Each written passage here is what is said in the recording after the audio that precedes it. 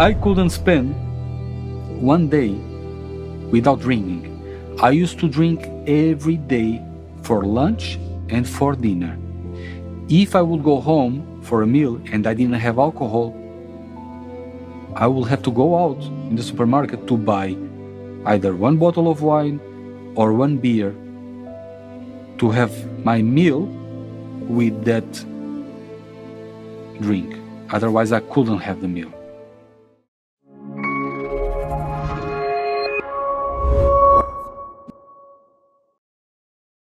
Sergio, a warm welcome. It's good to have you here. Tell us a little bit about yourself and where your journey begins. Good to be here. Thank you for having me. It's my pleasure. So, I would like to introduce myself. I'm Sergio. I'm 49 years old. I'm a father of 3. I have 2 girls, 18, 16, and I have a boy, 6 years old. And my journey, my spiritual journey, started because of my 6-year-old son. Before I start telling how everything began, I would like to say that all my life I've been an atheist.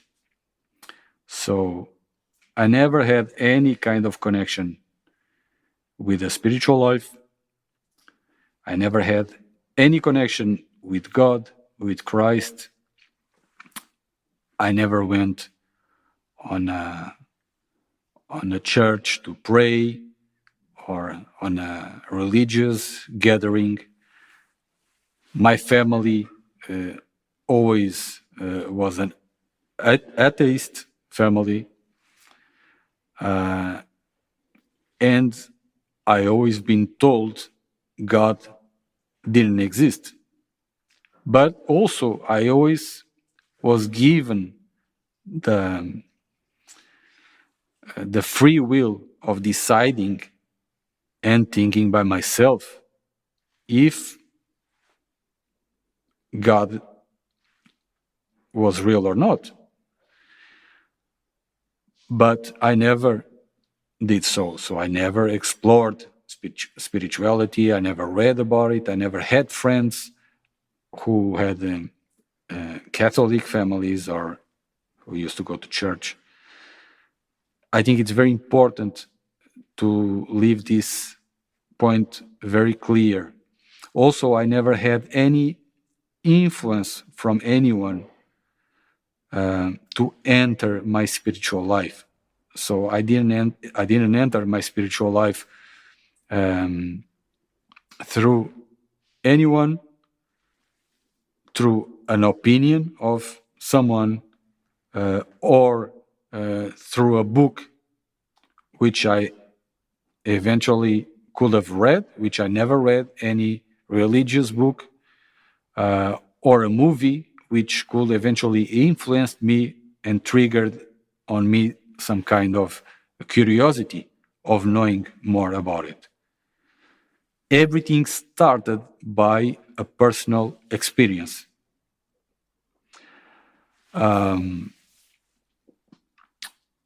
Everything started one day when my son, who's now 6 years old, at the time he was 4 years old, roughly, and he got sick. He got fever. Of course, we know all the childs get sick, especially during the winter. They get like high fevers, but normally when they are medicated, they react to the medication, so they get better. If they have fever, the fever comes down, and they feel better, they react more, they interact more. But at that time, when my son got the fever, the very high fever, it was almost 41 temperature, and we tried to medicate him, to give him medicines, and it didn't work. So after a couple of days, I can't precise, it was already 2 years ago, a little bit more than 2 years ago, 2-3 days, he was not getting better, and we was already afraid, so we brought him to the hospital. At the hospital, they intervened, so they did all the checkups, they did blood tests, and in the meanwhile, while the blood tests didn't come, they medicated him. They medicated him with 2 different medicines within a 30 minutes time difference between the first medicine and the second. I didn't even know it was possible to give those 2 medicines with such a short time difference. So he was naked. They told me to remove all his clothes. He was naked. We was using parches like cloths with water to try to bring down the fever. Nothing was working. He was medicated, and the medication didn't work. With those 2 medicines, the temperature came down half degree temperature. So it was absolutely ridiculous. The doctors didn't know why.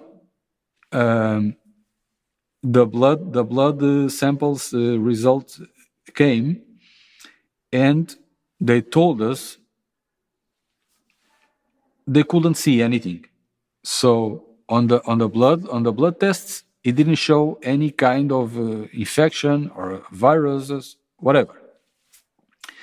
So we was told we could stay in the hospital and spend the night there with him, or we could go home. And if in the next day he wouldn't be better, he wouldn't get better, we could go back to the hospital. So we did. We went home, and it was already late. I can't precise if he slept, if he didn't sleep, or if he slept a little bit and he woke up during the night. Don't remember, because it was already late when we went home. So in the next morning, he was exactly the same. He was still with the same high fever, with the same behavior. He was completely not reacting, not moving, just with a kind of like a mumbling, sound of suffering, and barely eating, barely drinking water, and we didn't know what to do. And in desperation, as a desperation act, because I was completely desperate and drained also of physical energy, mental energy, I didn't know what to do. So as I was desperate, I remembered my cousin. I can say her name, my cousin Mariana.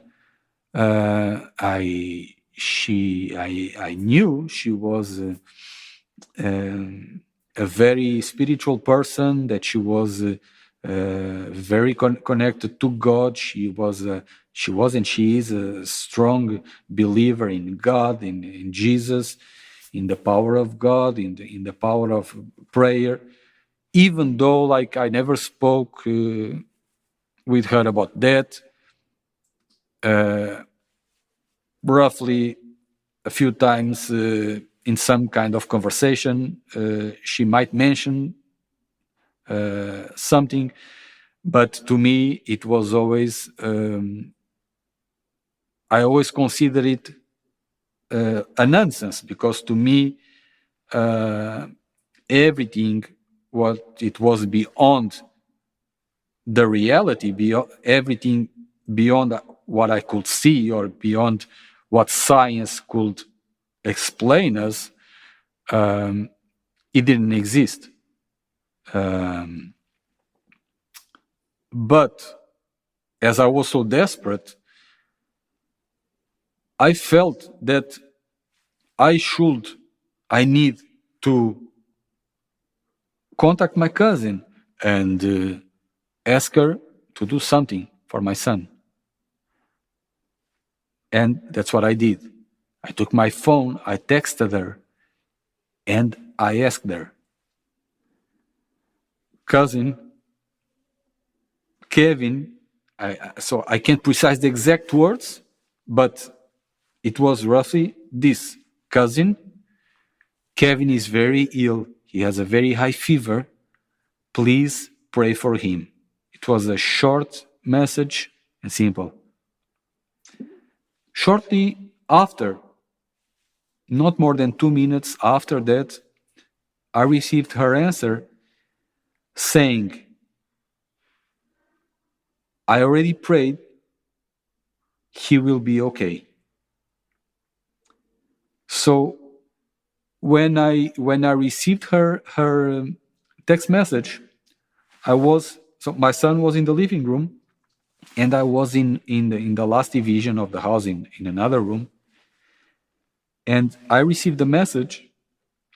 I came back to the living room, and in that moment, my son was sitting in the floor of the living room, smiling and playing. So within a time frame of 5 minutes that I left him, I was near him in the living room, I left, I texted her, I got her answer saying that I already prayed, he will be fine. And I went back next to him. And from being completely without response, from being completely quiet, he became sitting on the floor of the living room, smiling and playing. So I couldn't believe what was happening right in front of me. I was still holding the phone in my hand, and I was telling myself, how is this possible? How is this possible? I remember telling my wife, you will not believe this. Look at him. You will not believe this. I just asked my cousin to pray for him. She answered me back, I already prayed. He will be fine. Look at him. I took the thermometer to check his temperature, and his temperature was almost normal. Almost back to normal. So in that moment, I felt there is more than what I've been told. There is more than what I know. There is more than what I always thought there was. There must be something. There must be God. There must be miracles are true. Miracles happened because I just witnessed a miracle in first person. So from that day, my life changed. And it's interesting because you were saying that you were someone who you had to see it to believe it, right? Science and proof.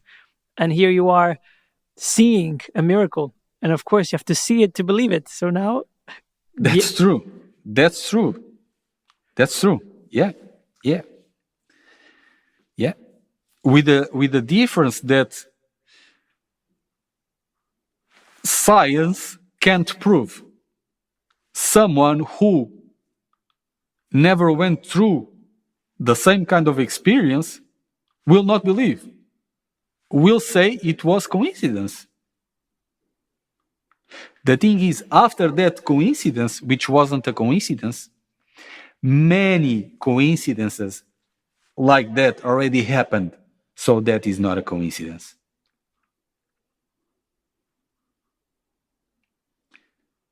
There is no coincidence. There is a connection. There is something. There is a higher power of God. There is miracles. Miracles happened. Miracles happen. Miracles are real. After that situation, many other miracles happened. Many.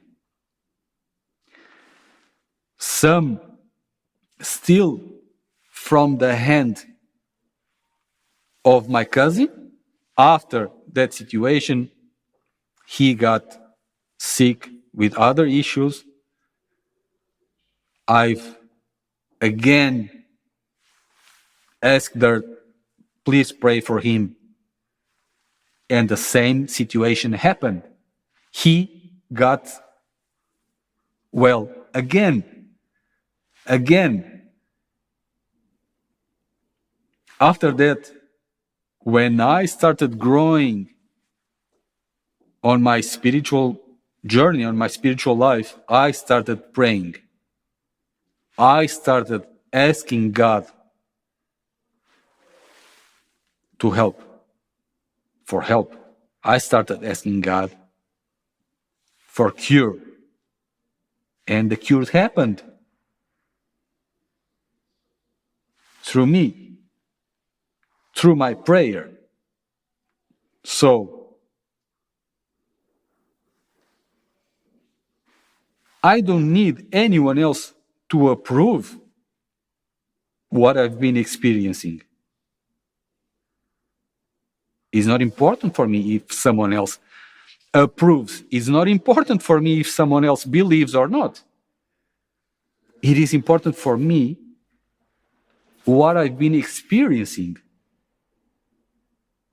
within the last 2 years. This is what it's important for me.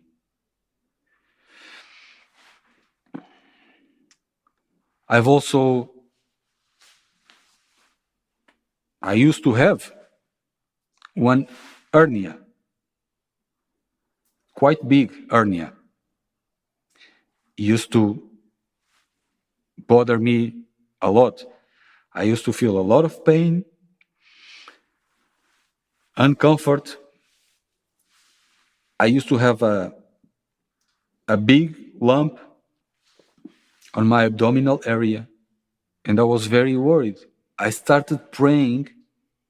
I started asking God to heal my hernia. Even though I always had a doubt. While I was praying. I was asking. Still with doubt, I was asking. And today, I don't have hernia anymore. My hernia disappeared overnight. Overnight, my hernia disappeared. I know many people will not believe me. I know that. I don't care. There's only 2 persons who I know 1000% who believe me, which is me, because I know my hernia disappeared, and it's my wife, because my wife knew what I was going through, and she saw. So, and as this, many other situations happened as I grew on my spiritual life. I didn't mention, but my son, he's autistic. I can't say he was a severe autistic. He never was a severe autistic, but he also never was a mild autistic.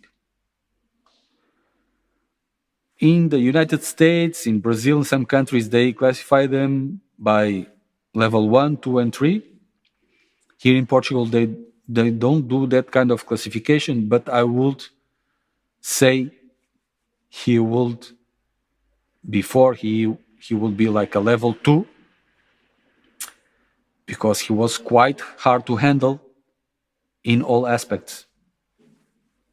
Food-wise, he wouldn't eat almost anything. He was a bad sleeper. It was very easy for him to get frustrated. He was spinning on himself non-stop for a long time. He was non-verbal. And of course, I started praying, and I started praying for the healing of my son. I started praying and asking God, my son to speak, my son to heal. And today, my son eats another child. After 2 years, he is a completely different child. I understand that I don't have the capability of transmitting what it was, the situation, how it was the situation with my son. Nobody understands what is not to be able to feed your child, what it is not to be able even to give a medicine to your child because he doesn't accept. He doesn't accept the food. He doesn't sleep. Nobody understands this. Unless if you go through the same situation. Nowadays, my son sleeps 9 hours. My son eats everything. Literally everything. He eats fish, he eats meat, he eats all kinds of vegetables. All kinds of vegetables. Cooked or raw. Which child eats raw vegetables? He eats raw broccoli, raw cauliflower, raw cabbage. Everything he eats. There is a very important vegetable for the autistic kids to eat, which is the broccoli. If he would see a broccoli, he would run away. Literally, this is not like a joke. He would run away if he would see a broccoli. One day, I told my wife, we need to buy broccoli because broccoli is important. Let's buy for him. My wife told me, no, he doesn't eat. You already know he doesn't eat. And if he will see the broccoli on the food, he will not eat the rest of the food, because this is what was happening.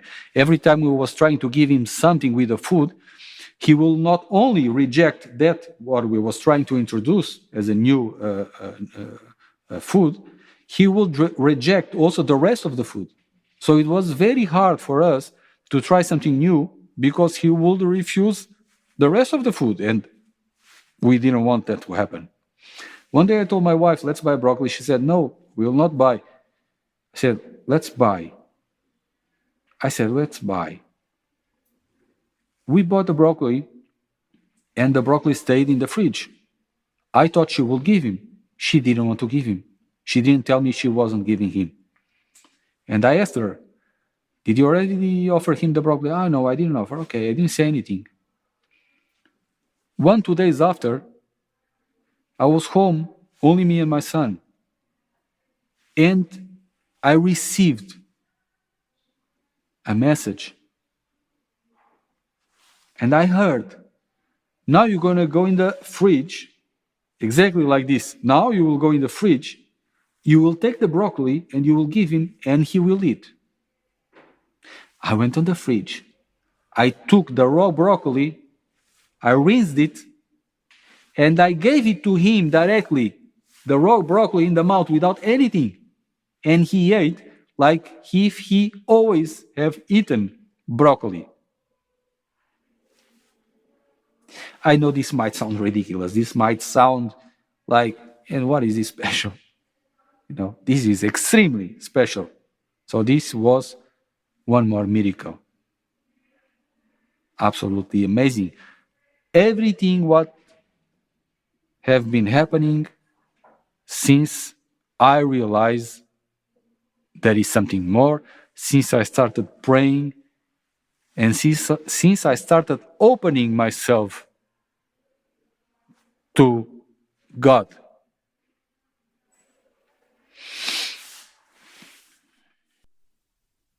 Very beautiful.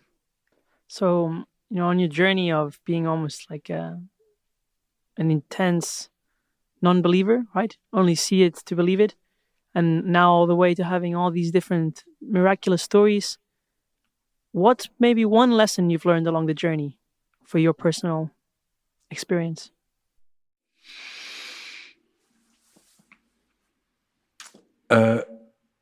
What has Like one in lesson you've learned throughout this journey of you transforming. the lesson? The lesson? Well, there are many lessons. Actually, there are many lessons to learn.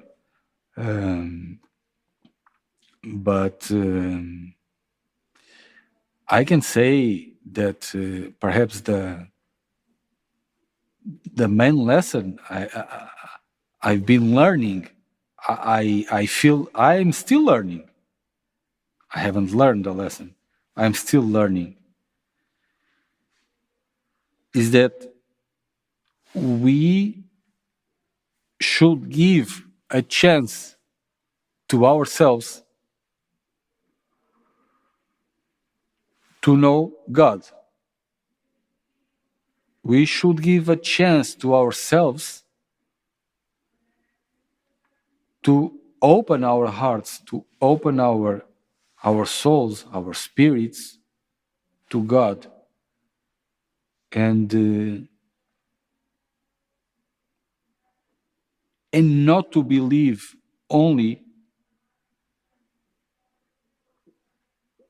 what we was told or what we are being told as reality. Because not always reality, it's what we think it is. I think this is very important. This is perhaps the biggest lesson I've learned and that I'm still learning. That there are much more beyond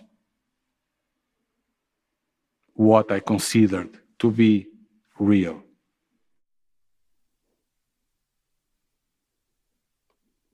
Thank you so much. Is there anything else you'd like to share? Actually, yes. Yes. I would like to share that this is hard for me to speak about this publicly. This is hard, but I always had issues with alcohol. I will say things like as they are. I always had a problem with alcohol, as many people have. They don't want to admit. To be an alcoholic, or we identify people as being alcoholic, the people we see drinking on the street, or the person who goes on the pub to drink every day, or on the local coffee place, the person who goes to drink every day. Those are the persons we identify as alcoholics. But that's not true. An alcoholic, it's a person who drinks every day. An alcoholic, it's a person who can't pass one day without drinking alcohol. It doesn't matter the amount of alcohol. The addiction, it's not about the amount of alcohol or any other drug that you consume. The addiction is that you cannot live, you cannot go through your life, your daily life, without consuming that drug. In my case, was alcohol. I couldn't spend one day without drinking. I used to drink every day for lunch and for dinner. If I would go home for a meal and I didn't have alcohol, I will have to go out in the supermarket to buy either one bottle of wine or one beer to have my meal with that drink. Otherwise, I couldn't have the meal. So I managed to stop drinking, but I always had the will of drinking. Even though I stopped, even though I quit, I always had the will of drinking. And roughly 1 month ago, I met with my cousin, Mariana, and we came across this conversation. I told her, I don't know why. I mentioned to her, for example, I told her, I don't drink. Nowadays, I don't drink. But I always feel like drinking. I always have the urge of drinking. If I go in the supermarket and I see a bottle of wine, I feel that urge like, oh, I want to buy, even though I'm not buying. On that day, we was in my car. I brought her in some shoes shop after we went for a coffee. And in the end, we was just chatting in the car. And it was when I told her about this. In the end, she prayed. She prayed for me. She prayed for my family, for my son. And one of the things she prayed for was for my addiction, for the feeling of wanting to drink. She prayed. I brought her to the bus station. I went home. I didn't think more about it. I never prayed for my alcohol addiction. Even though I wasn't drinking anymore, I wasn't praying not to feel the urge of drinking. I never prayed. I never thought about that. But she prayed. And as I said, I brought her to the bus station. I didn't think more about it. And the next day, I realized I feel different. I don't feel like I want to drink. The next day, the same. The next day, the same. The next time I went to the supermarket and I passed by the alcohol corridor, I didn't feel like I want to drink. I remember my cousin just prayed for me a few days ago. Since then, not even one day, I felt like drinking alcohol again. Not even one day. So,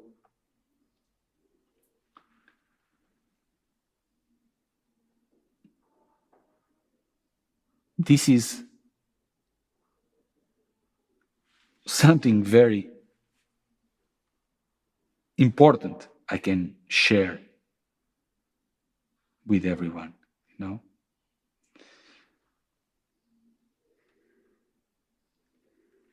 Before I stopped drinking, I feel that I've been to the presence, in 2 different occasions, I've been to the presence of 2 angels. In 2 different occasions. They came with the message that I should stop drinking. The first one came with a message. I understood the message. Everything was very strange, the way how that person crossed in my life and how she went. We was together 10, 15 minutes maximum. I didn't know that person before. I never saw that person again. But she brought me that message. Still, it wasn't enough for me to understand. Sometime afterwards, I was again in the presence of a similar person which I felt it was an angel who brought me the same message. The person, that angel, in the form of a person, was bringing me the same message. This is the message for you. You have to stop drinking.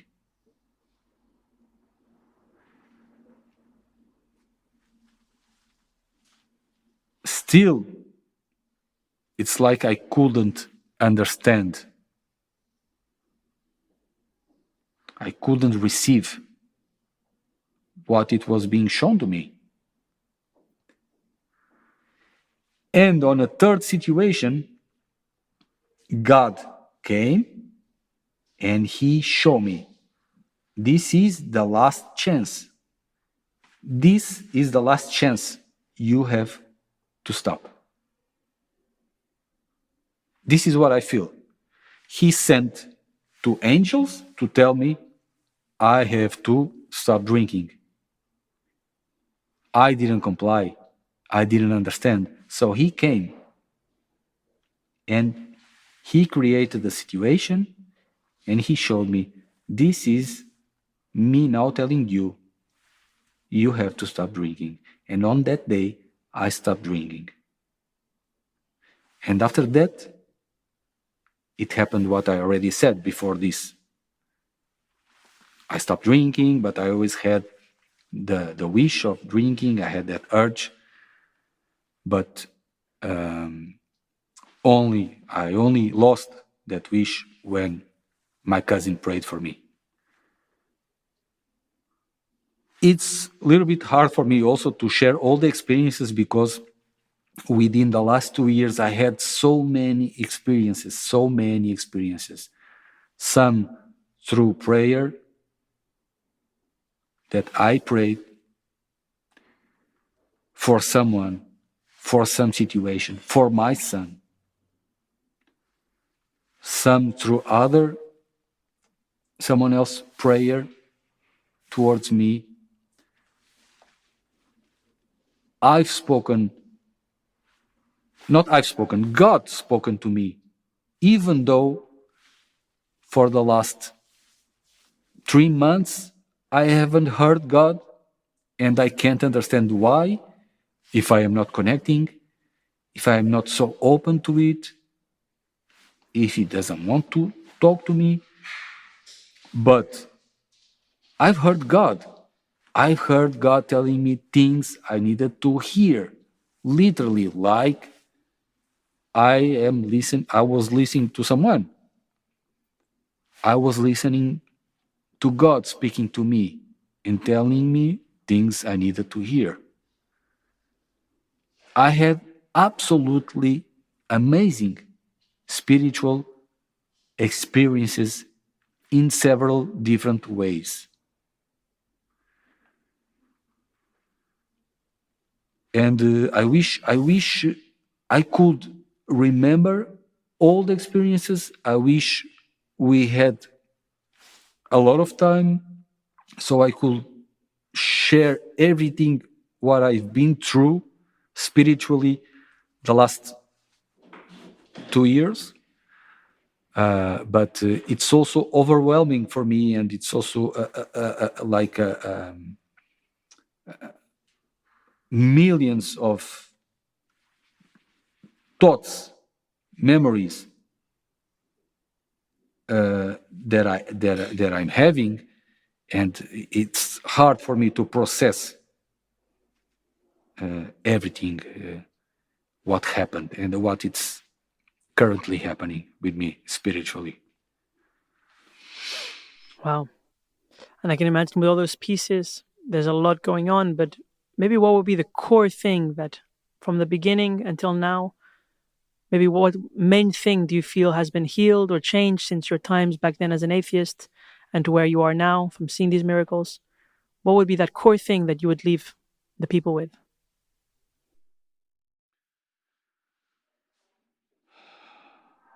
Well, the core thing is Jesus Christ still makes miracles. Jesus Christ is here for us. God is here for us. Even though I can't explain God. I can't explain.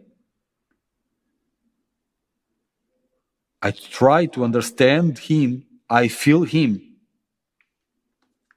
I pray to Jesus every night. I pray to God every night.